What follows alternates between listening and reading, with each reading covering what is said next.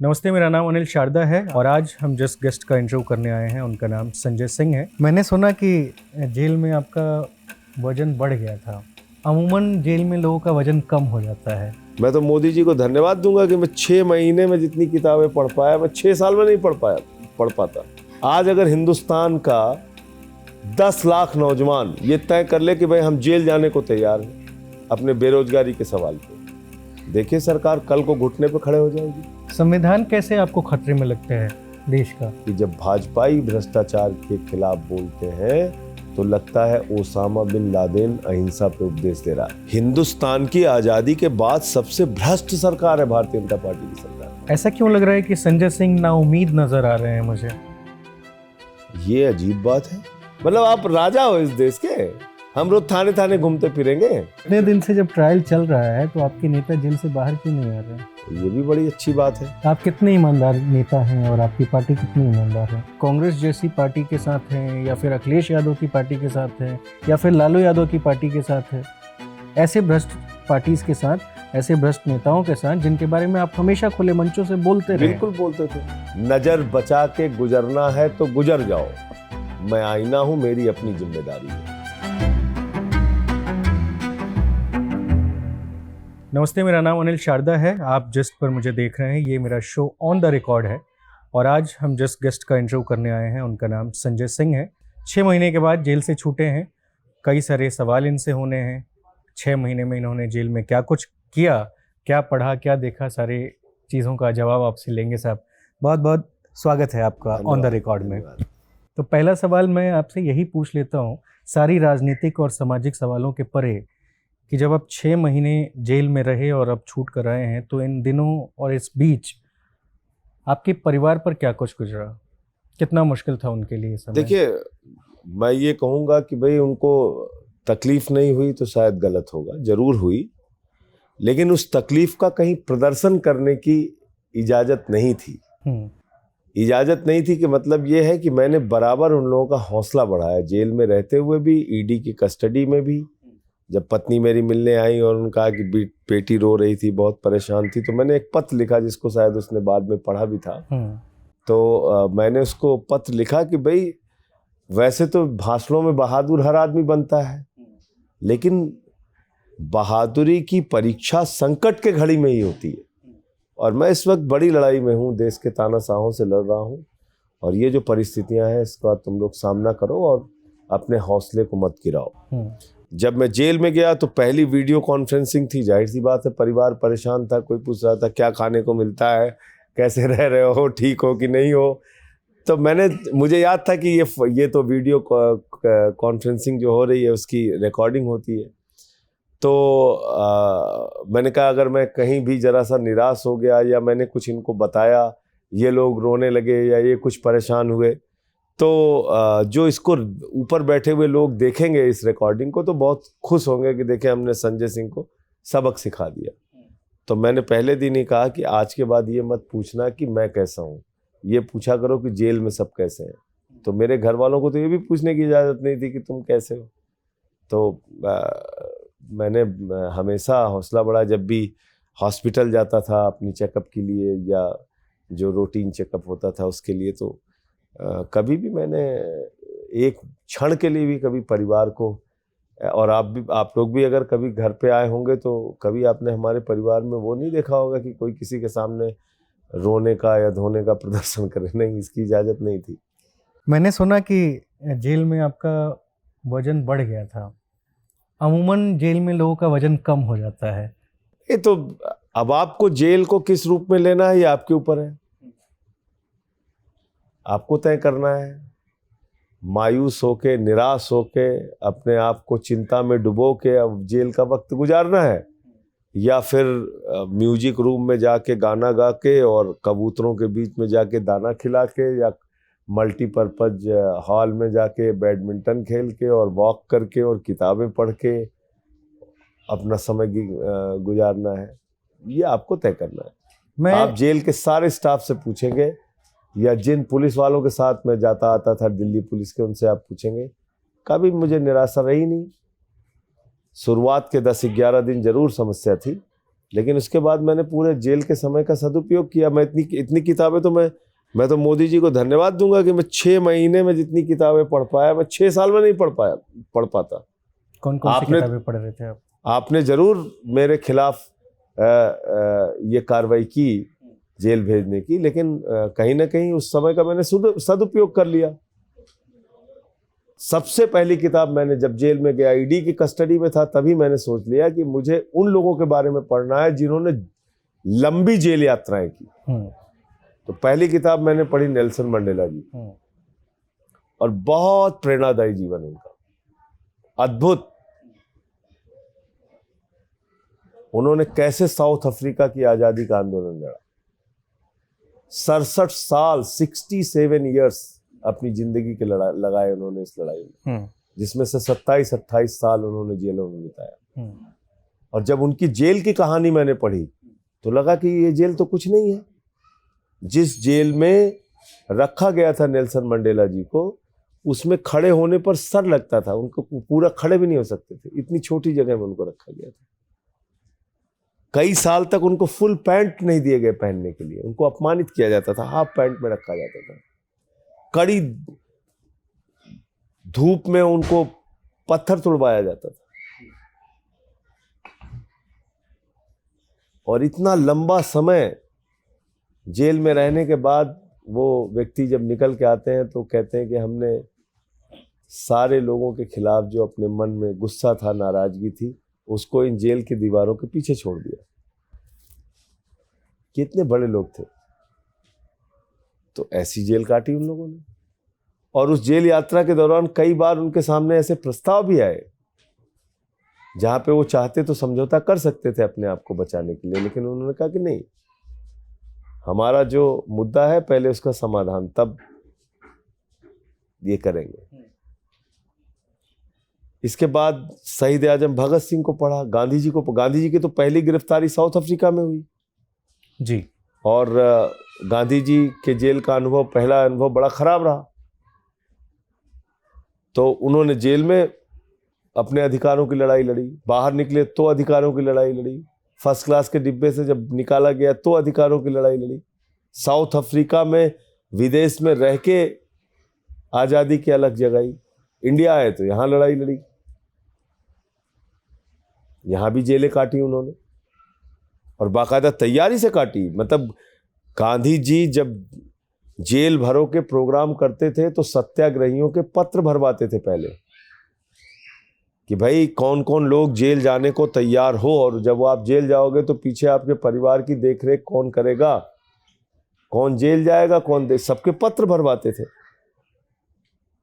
और उस हौसले से जेल, आज अगर हिंदुस्तान का 10 लाख नौजवान ये तय कर ले कि भाई हम जेल जाने को तैयार हैं अपने बेरोजगारी के सवाल पे, देखिए सरकार कल को घुटने पे खड़े हो जाएगी। भाई आप बताइए ना, किस बात का डर दिखाते हैं? पर आप युवाओं को जगह भी तो नहीं पा रहे हैं। तिहाड़ में कुल संख्या है कैदियों को रखने की 22,000। अगर इस देश का 1 लाख नौजवान कहे भाई हम दिल्ली चलेंगे और मोदी जी से हम अपने रोजगार की लड़ाई लड़ेंगे, और अगर वो जेल में डालना चाहते हैं तो हमें डालें, कहाँ रखेंगे? नहीं, नौजवानों को जगाने का सवाल क्या, अग्निवीर जैसी योजना आ गई, खाली कुछ दिन हल्ला करके और तोड़फोड़ करना आंदोलन नहीं होता है। आपको एक लंबे आंदोलन के लिए तैयार होना पड़ता है। खैर मैं इस पे आऊँगा। मैं ये कहना चाह रहा हूँ कि जब आप जेल से निकले तो आपने एक बेहद ही शानदार भाषण दिया। उस भाषण में एक अंश जो मुझे याद रहा, सबसे इम्पोर्टेंट उसी पे सवाल, कि आपने कहा कि ये समय जंग का समय है। हाँ, जंग का समय है, जश्न का समय नहीं है। कौन से जंग की बात कर रहे हैं आप? मैं जंग की बात कर रहा हूँ भ्रष्टाचार के खिलाफ, मैं जंग की बात कर रहा हूँ तानाशाही के खिलाफ, मैं जंग की बात कर रहा हूँ देश के संसाधनों को लूटने के खिलाफ, पूंजीपतियों के खिलाफ। मैं जंग की बात कर रहा हूँ नफरत फैलाने वालों के खिलाफ। मैं जंग की बात कर रहा हूँ किसानों पर गोली चलाने वालों के खिलाफ। मैं जंग की बात कर रहा हूँ अग्निवीर योजना लाकर भारत माता की सीमा को कमजोर करने वालों के खिलाफ, मुद्दे महंगाई वालों के खिलाफ, जिन लोगों ने महंगाई लाई देश में, तो मैं उनके खिलाफ जंग की बात कर रहा हूँ। क्या आपको लगता है कि ये मोदी सरकार भ्रष्टाचार बहुत ज़्यादा कर रही है? भ्रष्टाचार बहुत ज्यादा कर रही है, मतलब हिंदुस्तान की आजादी के बाद सबसे भ्रष्ट सरकार है भारतीय जनता पार्टी की सरकार। लेकिन सारे भ्रष्टाचारी तो दूसरी पार्टियों के दिखाई दे सब रहे तो हैं। शामिल हो रहे हैं बीजेपी में। जितने मोस्ट वांटेड भ्रष्टाचारी थे वो सब कहाँ हैं आप बताइए। 70,000 करोड़ के सिंचाई घोटाले का आरोप अजीत पवार पे किसने लगाया? संजय सिंह ने नहीं, खुद मोदी जी ने। और तीसरे दिन उनको वित्त मंत्री बना लिया, डिप्टी चीफ मिनिस्टर बना लिया। हसन मुश्रीफ, छगन भुजबल, नारायण राणे, अशोक चौहान, जनार्दन रेड्डी, शुभेंदु अधिकारी, मुकुल राय, हेमंत विश्व शर्मा, येदियुरप्पा, शिवराज किसकी पार्टी में है? नवीन जिंदल, कितने नाम गिनाऊं आप? तो मैं तो कहता हूं कि मोदी जी की गारंटी है, एक भी भ्रष्टाचारी को नहीं छोड़ूंगा, इसकी गारंटी है। सबको बीजेपी में शामिल करूंगा, इसकी गारंटी है। संविधान कैसे आपको खतरे में लगता है देश का? इसलिए कि अगर आप निर्वाचित सरकारों को, जो आपका इतिहास है 10 साल के अंदर, कि आपने अरुणाचल में सरकार गिराई चुनी हुई, उत्तराखंड में गिराई, मध्य प्रदेश में गिराई, कर्नाटक में गिराई, गोवा में जोड़ तोड़ करके बनाई, महाराष्ट्र में गिराई, दिल्ली में आप गिराने में जुटे हुए हैं केजरीवाल को गिरफ्तार करके, तो है संविधान खतरे में, लोकतंत्र खतरे में। अगर लोकतंत्र के अंदर लोकतांत्रिक ढंग से चुनी हुई सरकारों के मुख्यमंत्रियों को हेमंत सोरेन की सरकार गिराने की आपने कोशिश की, ऐसे अगर आप पीछे पड़ के काम करेंगे और जो आपकी पार्टी में शामिल हो जाएगा वो राजा हरिश्चंद्र हो जाएगा। इसीलिए मैं कहता हूं भाजपाइयों के बारे में कि जब भाजपाई भ्रष्टाचार के खिलाफ बोलते हैं तो लगता है ओसामा बिन लादेन अहिंसा पे उपदेश दे रहा है, लगता है डाकू गब्बर सिंह अहिंसा पे उपदेश दे रहा है। ये असलियत है। लेकिन एक सवाल मैं आपको इस पे भी पूछना चाहता हूं। 15 लाख करोड़ रुपए पूंजीपतियों का माफ हो गया, 3.5 लाख करोड़ रुपए बैंकों के साथ सेटलमेंट हो गया हेयर कट के नाम पे। मैं तो उसको गर्दन कट कहता हूं। 25,000 करोड़ का बकाया, 2,000 करोड़ दो, 23,000 करोड़ माफ। ये कैसे हो रहा है भाई? है कोई पूछने वाला सवाल? हिंडनबर्ग की रिपोर्ट आई, उस पर क्या कार्रवाई हुई? मतलब विपक्ष के लिए तो ईडी, सीबीआई, गामा पहलवान, दारा सिंह, विजेंदर बॉक्सर बन जाती है। लेकिन आपको नहीं लगता कि ये जितने भी बीजेपी के एलिगेशन मामले में लोग गजनी मोड में चले जाते हैं? जितने भी एलिगेशन की आप बात कर रहे हैं, भ्रष्टाचारियों की बात कर रहे हैं जो भाजपा में है आपके कहने से, और भाजपा ने 15 लाख करोड़ रुपए हेयर कट कर दिए, उसके बारे में जो आप बात कर रहे हैं, कहीं ना कहीं आप खुद आपसे मतलब एक पूरी पार्टी और आप जो जिस गठबंधन का हिस्सा आप लोग हैं, ये सही तरीके से आम जनमानस तक ये सारी चीजें पहुंचा नहीं पा रहे हैं। इन्हीं का कोई ना कोई एक कारण है कि उन्हें वोट बैंक क्या माध्यम में ज्यादा मिल रहा बताइए, है। कैसे पहुंचाया जाए? आप मुझे बताइए कैसे पहुंचाएं? पहले तो प्रेस मीडिया हो कॉन्फ्रेंस गया। करते हैं। आज की तारीख में गोदी मीडिया का एक बड़ा वर्ग है जो दिन रात प्रशंसा करने में, सरकार का गुणगान करने में लगा रहता है। कैसे दिखाएगा बताइए आप? जब लोगों तक बात पहुंचाने का माध्यम क्या है? हिंदू मुसलमान नफरत, ये वो, यही सब एजेंडा है। आपको नहीं लगता बेरोजगारी पे कितने कार्यक्रम होते हैं, कितनी महंगाई पे कार्यक्रम होते हैं? जिन चीजों को मुद्दा बनाएंगे ही नहीं, लोगों तक पहुंचाएंगे ही नहीं, हम जैसे लोग कुछ अपना बोल रहे हैं, बोलते रहेंगे। पर ये कब तक चलेगा सिर्फ इतना करने से? देखिए, खड़ा तो लोगों को होना ही पड़ेगा ना। आपको तय करना है भाई कि आप 5 किलो राशन में अगर खुश हैं तो संजय सिंह क्या कर सकते हैं? आप खुश रहिए, आराम से खा के आराम से पड़े रहिए, नफरत फैलाते रहिए, इस बात पे बेवकूफ बनते रहिए कि हिंदुओं को भला हो रहा है। तो हम क्या कर सकते हैं उसके लिए? हम तो अपना काम कर रहे हैं। नजर बचा के गुजरना है तो गुजर जाओ।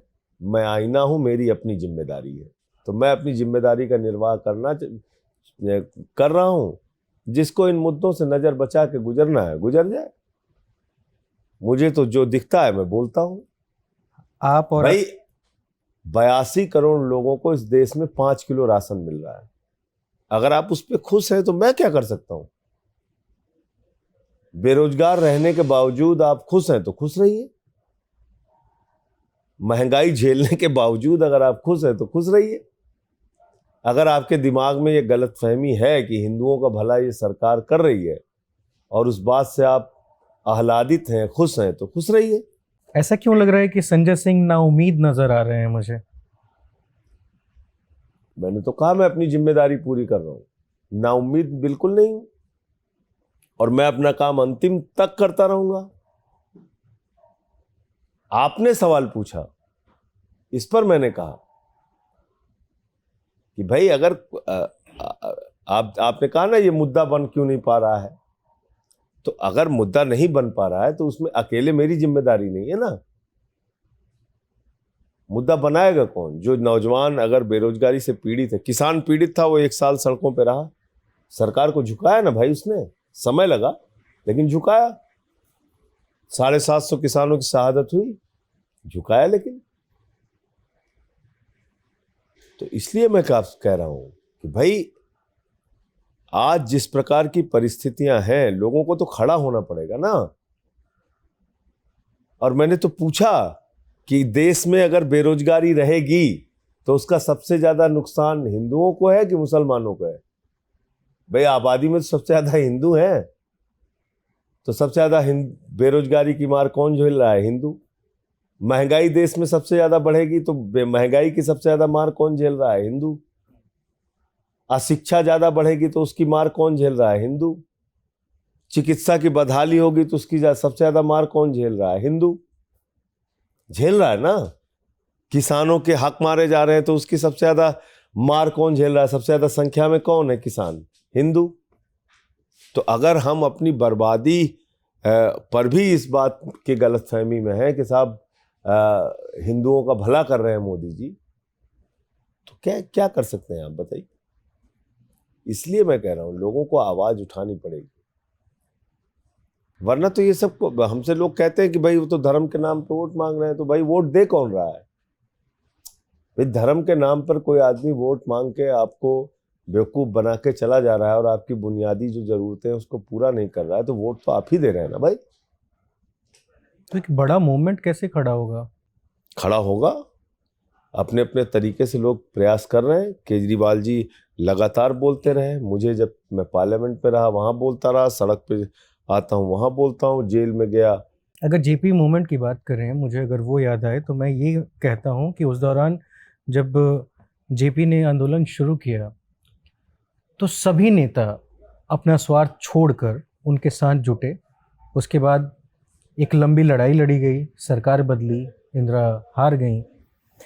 लेकिन वैसा मूवमेंट आज के दौर में कहीं आपको दिखाई देता है? नहीं दिखाई देता है। पहली बार दिखाई दिया था जब आप लोगों ने अन्ना आंदोलन किया था। इतना बड़ा, ठीक है, तो कितना समय लगा? दोबारा भी तो किसान यहाँ पे आके प्रदर्शन कर ही रहे थे। किसान आंदोलन उन्हें इतना तो इस बड़ा बार आने ही नहीं दिया गया। किसान आंदोलन इतना बड़ा खड़ा किया ना किसानों ने, देश के अन्नदाताओं ने। तो ऐसा नहीं है पर उनको मिला क्या? हाँ देखिए, ऐसा है कि मैं आपसे कह रहा हूं कि जब आदमी को कई बार जाति धर्म के नशे में डुबो दिया जाता है तो अपनी बुनियादी मुद्दों से उसका ध्यान हट जाता है। तो ये ऐसा ही कर रहे हैं। संजय जी, आपको नहीं लगता है कि जो विपक्ष का एक इंडिया गठबंधन बना है उसमें लोगों के अपने अपने स्वार्थ इतने ज़्यादा बढ़े हुए हैं कि एक स्थिरता नज़र नहीं आती है इसमें? ये सब एक प्रायोजित बहस है, मैं कहना चाहता हूँ, क्योंकि जब दल अलग हैं उनमें मतभेद होंगे, थोड़ी बोरी बातें होंगी। राजनीति में आप हैं अलग अलग दल, एक दल में भी अलग अलग मत होते हैं लोगों के। तो ये सब स्वाभाविक प्रक्रिया है राजनीति। महत्वपूर्ण ये नहीं, महत्वपूर्ण ये है कि भाई इंडिया गठबंधन सीट शेयरिंग करके प्रॉपरली और वो चुनाव में एक साथ जुटे और बीजेपी को हराने का काम करे। और मुझे लगता है जब रहेगा तो वो कैसे वो मजबूती लेके आ पाएंगे जी? अगर मतभेद रहेगा तो मजबूती कैसे आएगी? उसको दूर करना पड़ेगा, उसके लिए प्रयास करना पड़ेगा, और एक ही दिन में ऐसा हो जाएगा, मैं भी किस तरह की गलतफहमी में नहीं हूँ। बेहतर है। खैर, आपके सारे पार्टी के नेता जेल गए, आप कहते हैं कि ऐसा कोई घोटाला हुआ ही नहीं, लिकर पॉलिसी में कुछ खराबी थी ही नहीं। सवाल ये है कि जब पुरानी वापस क्यों लिया? हाँ, ये मैं 50वां जवाब दे रहा हूँ, दे देता हूँ आपको। शायद ऐसा मेरा काउंटर थोड़ा सा बेहतर हो बाकी हाँ, लोगों ठीक से। मेरा ये कहना है कि भाई एक शराब की पॉलिसी बनी, पुरानी पॉलिसी में और नई पॉलिसी में पहली बात तो ये जान लीजिए, आपके दर्शकों की जानकारी के लिए बता दूं, कोई ठेकों की संख्या हम नहीं बढ़ा रहे थे, लेकिन जो दिल्ली के एलजी हैं उनके पास लॉ एंड ऑर्डर होता है, उनके पास लैंड होता है, बहुत सारी शॉप्स खुलने की परमिशन उनके द्वारा नहीं दी गई, बहुत सारी शॉप्स बंद हो गई, और जिस तरीके से इन लोगों ने विरोध प्रदर्शन किया, मेरे ख्याल से अंत तक कुल 350 दुकानें बची थी, यही फिगर था मेरे ख्याल से। पहले की जो संख्या थी दुकानों की उससे कम संख्या रही, इसी के कारण ये पॉलिसी वापस लेनी पड़ी और उसके कारण से रेवेन्यू लॉस हुआ। यही पॉलिसी पंजाब में है और वहाँ रेवेन्यू कलेक्शन बढ़ा है, क्योंकि वहाँ लॉ एंड ऑर्डर और लैंड पंजाब की सरकार के पास है। और एक्साइज पॉलिसी, दिल्ली का हल्ला इतना मचाया जाता है, एक्साइज पॉलिसी में बीजेपी की कर्नाटक की सरकार को कितनी रेवेन्यू कलेक्शन होती थी, मध्य प्रदेश की सरकार को कितनी रेवेन्यू कलेक्शन होती थी, उत्तर प्रदेश की सरकार को कितनी रेवेन्यू, मैं तो सारा आंकड़ा रखा था मैंने, पॉपुलेशन वाइज कितनी ठेके के थे, मैंने इसका आंकड़ा रखा था कि गोवा की पॉपुलेशन क्या है और वहाँ ठेके क्या है, बेंगलोर की पॉपुलेशन क्या है और वहाँ ठेके क्या है, गुड़गांव की पॉपुलेशन, नोएडा की पॉपुलेशन क्या है और वहाँ ठेके क्या है, और दिल्ली में पॉपुलेशन क्या है और यहाँ शराब की ठेके क्या है। मैंने तो आंकड़े के सहित रखा था, आप चेक कर लीजिए मैं गलत बोल रहा हूँ तो।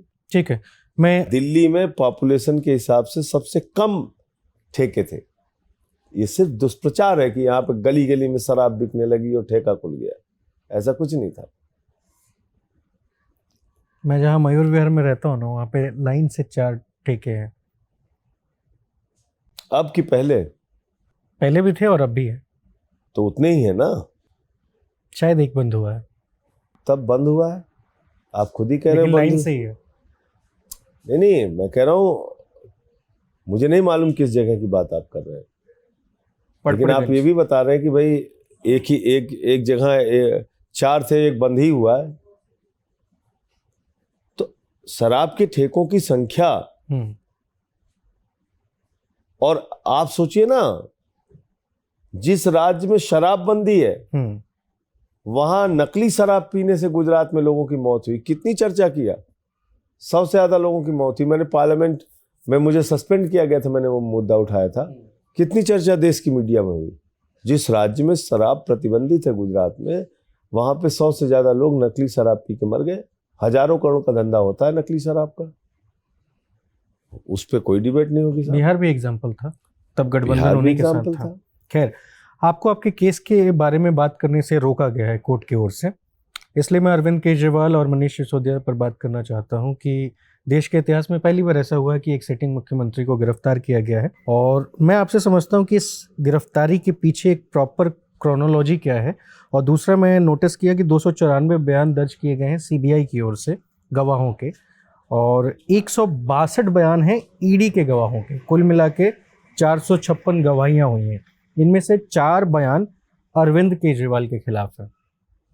9 बार ईडी का समन जाता है और वो पहुंचते नहीं है। अगर आप खराब नहीं तो फिर आप जवाब देने के लिए क्यों नहीं जा रहे थे? ये अजीब बात है, मतलब मोदी जी खराब हैं? मोदी जी भी तो अच्छे हैं। कहिए मैं 12 सम्मन भिजवा देता हूं पंजाब से, जाएंगे वो? भाई ये क्या बात है? हमको हत्या के मामले में अमित शाह जी से पूछताछ करनी है। अब अमित शाह जी ने हत्या की ही नहीं है, लेकिन हमें करनी है साहब। तो अमित शाह जी कह रहे हैं कि हमें नहीं जाएंगे, भाई हमने तो नहीं किया हत्या। तो नहीं, आपने अगर हत्या नहीं की है तो आपको जाने में क्या प्रॉब्लम है? जाइए, हत्या के मामले में पूछताछ ही तो होनी है, जाके पूछताछ कराइए अपनी। ये किस प्रकार का तर्क है, मुझे समझ में नहीं आता। मतलब मैंने आप पे कोई फर्जी मुकदमा लिख लिया, हम आपको रोज नोटिस पे नोटिस भेज देंगे, आप दिल्ली उल्ली वालों का काम छोड़ के रोज जाके ईडी दफ्तर में बैठिए। क्यों नहीं बैठते? अगर आपने कुछ गलती नहीं किया है तो क्यों नहीं आप जाते वहां पे जाके बैठते? ये क्या बात है भाई? हम पूछ रहे हैं आपसे, चिट्ठी लिख के जवाब मांग रहे हैं आपसे कि भैया हमें बता दो, हम गवाह के तौर पे बुलाए जा रहे हैं, आरोपी के तौर पे बुलाए जा रहे हैं, हम दिल्ली के मुख्यमंत्री के तौर पे बुलाए जा रहे हैं, राष्ट्रीय अध्यक्ष के तौर पे बुलाए जा रहे हैं, बताइए तो। 9 बार के सम्मन का बराबर जवाब दिया, कभी नहीं बताया उन्होंने, कभी नहीं बताया। और ये देखिए, ये कहने में बातें बड़ी मजेदार है भाई। आप अगर कुछ गलत नहीं किए हैं तो आप जाते क्यों नहीं? ये सुनने में तो बड़ी मजेदार लगती है, हाँ ये बात देखे कैसे फंसा दिया, लेकिन हकीकत ये है कि जब आदमी ने कुछ किया नहीं है तो क्यों भाई आपके थाने, मतलब आप राजा हो इस देश के, हम रोज थाने थाने घूमते फिरेंगे? बताइए आप। मैंने तो उदाहरण दिया था उस दिन कि 5 मुकदमा बंगाल में लिख लिया जाए और 3 मुकदमा मोहाली और रोपड़ में लिख लिया जाए और तमिलनाडु में लिख लिया जाए, थाने थाने घूमते फिरेंगे? प्रधानमंत्री जी पूछ लीजिए किसी भाजपा वाले से, भाई जांच, उनको भी जांच में सहयोग करना चाहिए, कानून में उनको भी छूट नहीं है।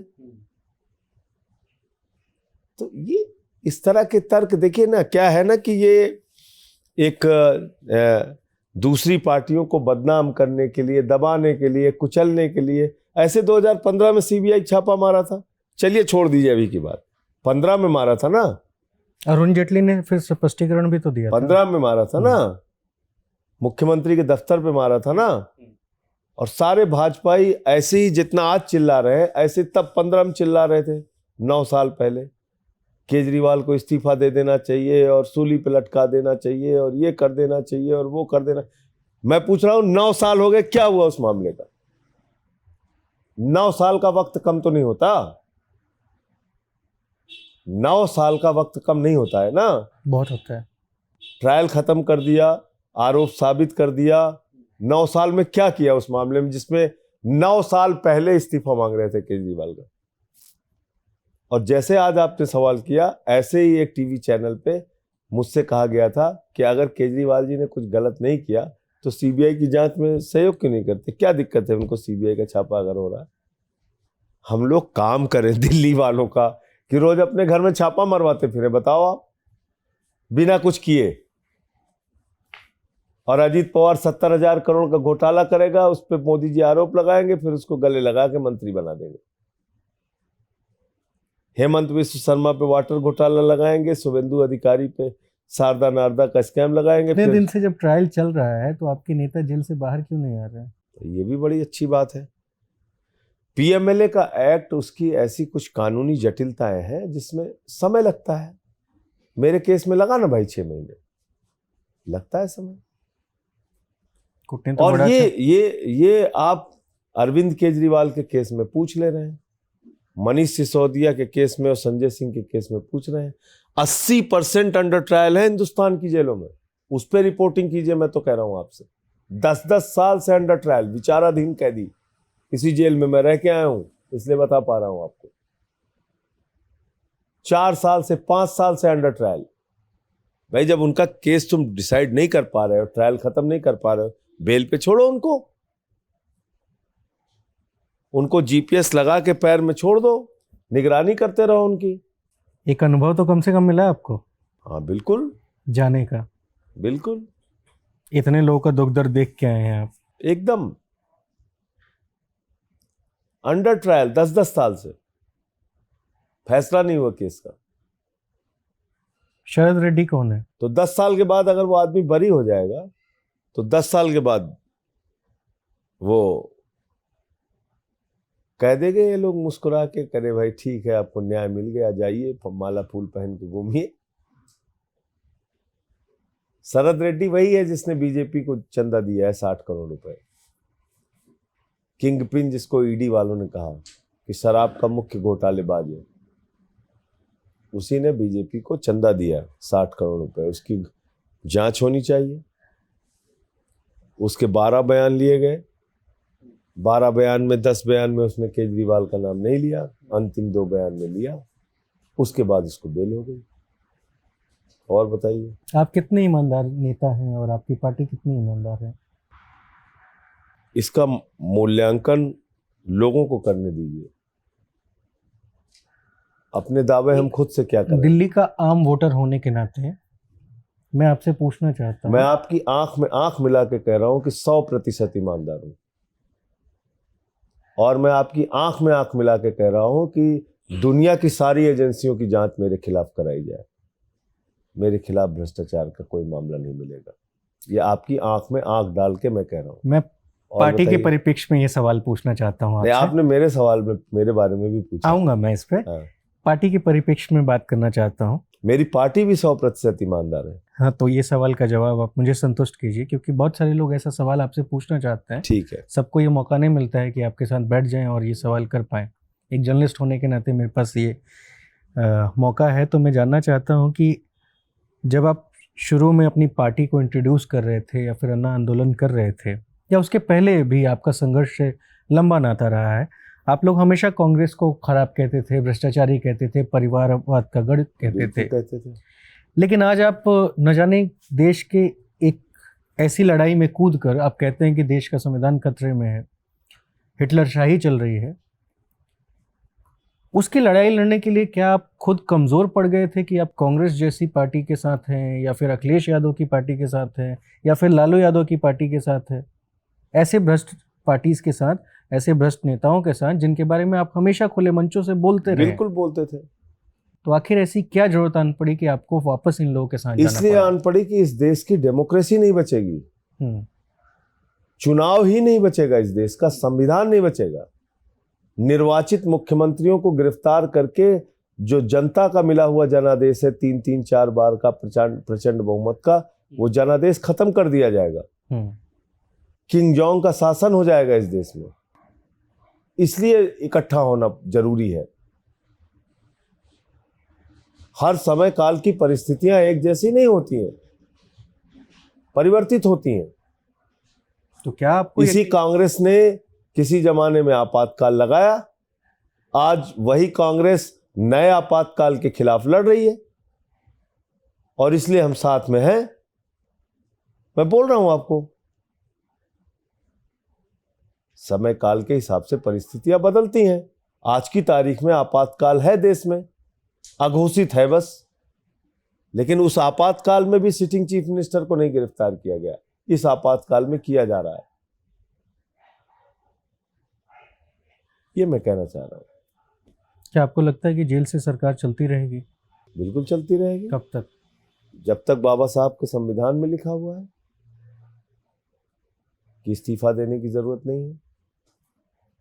भाई विनय सक्सेना जी ने संविधान थोड़ी लिखा है भारत का, और ना नरेंद्र मोदी जी ने लिखा है, वो तो बाबा साहब डॉक्टर भीमराव अंबेडकर जी ने लिखा है। हो सकता है कुछ सोच समझ के उनको पता रहा होगा कि हो सकता है 70-75 साल बाद इस देश में कोई तानाशाह प्रधानमंत्री आए तो ये सब हथकंडे शुरू करे, तो इसलिए उन्होंने नहीं लिखा कि भाई। विनय सक्सेना जी का वो बयान सुना था आपने? कोई एक बड़ी सुना था, महिला जर्नलिस्ट थी, उन्होंने सुना था, आश्वासन दिया था उन्होंने कि जेल से सरकार नहीं चलेगी। उनके आश्वासन से कुछ नहीं होता ना। हाईकोर्ट ने खारिज तो कर दिया 3 याचिका अब तक। जिस दिन अरविंद साहब गिरफ्तार हुए थे, नहीं मतलब ये ऐसी हंसी मजाक वाला सवाल है, तो मैंने देखा कि भीड़ थी, वैसी भीड़ नहीं थी जितना आपके आज़ाद होने के बाद आई। देखिए ऐसा है कि उनकी गिरफ्तारी तो अचानक हुई ना, किसी कोई तैयार ही नहीं था ना, ऐसा उम्मीद ही नहीं थी। लेकिन 31 मार्च को आपने देखा होगा ऐतिहासिक भीड़, लाखों की संख्या में लोग आए, जबकि सारी लीडरशिप अंदर थी। अरविंद जी थे, हम थे, मनीष जी थे, सत्येंद्र जैन थे, सब लोग थे। लेकिन हम तो धन्यवाद देंगे हमारी जो बाकी के नेता थे और जो हमारे कार्यकर्ता थे, उन्होंने 4 गुना ज़्यादा ताकत से भीड़ इकट्ठा की और देश को दिखाया कि अरविंद केजरीवाल के साथ खड़े। इलेक्टोरल बॉन्ड पे आता हूँ। बीजेपी कह रही है कि सबसे बड़ी पार्टी हैं हम, तब जाकर हमको 6060 करोड़ रुपए का चंदा मिलता है। बचे 246 सांसद other state parties, national parties के। तो कह रही कि इतना हमसे कम नंबर हैं विपक्ष की पार्टियों को, फिर भी इन लोगों को तो हमसे ज़्यादा मिला है। तो प्रॉब्लम क्या है? भैया प्रॉब्लम यह है कि आपने पैसा लेके ठेका दिया 3,08,000 करोड़ रुपए का। आपने ED, CBI income tax department के छापे मरवा के कंपनियों से पैसा लिया है। आपने सेल कंपनियों से, फर्जी कंपनियों से, कागजी कंपनियों से चंदा लिया है। जिस कंपनी का नेट प्रॉफिट 2 करोड़ रुपया है वो आपको 175 करोड़ रुपए चंदा क्यों देगी? हम लोग बुद्धू हैं क्या? अकल नहीं है क्या हमारे? घास खाते हैं क्या हम? आप बताइए। 2 करोड़ रुपए आपको मुनाफा होगा और आप 175 करोड़ रुपया चंदा देंगे। 77,000 करोड़ रुपए का आपको घाटा होगा, 77,000 करोड़ का घाटा होगा आपको, और 200 करोड़ रुपए आप चंदा देंगे और 8,200 करोड़ रुपए आपको टैक्स की छूट मिलेगी। और भाजपाई कह रहे हैं कि 330 सांसद है तो हम लूटेंगे देश को। भाई आपके मान लो 543 सांसद हैं तो आपको देश को लूटने का सर्टिफिकेट मिल गया है कि हम अडानी को सब कुछ दे देंगे, रेल भी दे देंगे, सेल भी दे देंगे, कोयला भी दे देंगे, बिजली भी दे देंगे, पानी भी दे देंगे, एयरपोर्ट भी दे देंगे, पोर्ट भी दे देंगे। ये आपको लाइसेंस मिल गया क्या कि अगर 543 मान लीजिए आप जीत गए तो ये सब फालतू की बातें हैं। ये सब वहां से संघियों के सब ऐसे, जिसको कहते हैं ना पुड़ियाबाजी, हम लोगों के यहाँ यूपी में ये पुड़ियाबाजी वहां से ऐसे चलाते रहते हैं लोग। पुड़िया पकड़ाते हैं पर्ची की जब संघ की शाखा में बैठते हैं। पता करिएगा आप। तो इलेक्टोरल बॉन्ड का जो पॉलिसी है वो कैसी होनी चाहिए आपकी नजर में? अरे भाई कम से कम इसकी बदौलत आज हमें चेक पता के है। माध्यम से चंदा लीजिए ना, चेक के माध्यम से चंदा लीजिए, जिससे भी चंदा लेना हो आपको। आपको पता है ना कि आज मैंने बताया प्रेस कॉन्फ्रेंस में 2017 तक चुनाव आयोग का क्या नियम था कि 3 साल तक अगर कोई कंपनी मुनाफे में होती है तो 7.5% तक अपने मुनाफे का वो पार्टियों को चंदा दे सकती है। क्यों था ये नियम चुनाव आयोग का? क्योंकि कोई आदमी फर्जी कंपनी बना के किसी को चंदा ना दे सके। मोदी जी ने क्यों चेंज किया ये कानून, मैं पूछना चाहता हूं आपसे। और इलेक्शन कमीशन ने ऑब्जेक्शन भी किया कि ऐसा आप कर रहे हैं तो इससे सेल कंपनियां, फर्जी कंपनियां पार्टियों को चंदा देने के लिए बनाई जाएंगी, ब्लैक मनी आएगा, आप सावधान हो जाइए, ये काम मत कीजिए। लेकिन फिर भी बनाए तो तय है ना कि भ्रष्टाचार किया है इन्होंने। पहले कैसे होता था? 2014 के पहले चेक के माध्यम से देते थे लोग जिसको चंदा देना होता था। तो उस समय स्कैम नहीं होता था? स्कैम होता रहा होगा तो उसकी भी जांच कराओ ना भैया, तुम्हारी सरकार है। मैं तो कह रहा हूं 52 से जब से चुनाव हो रहा है सब करा डालो जांच।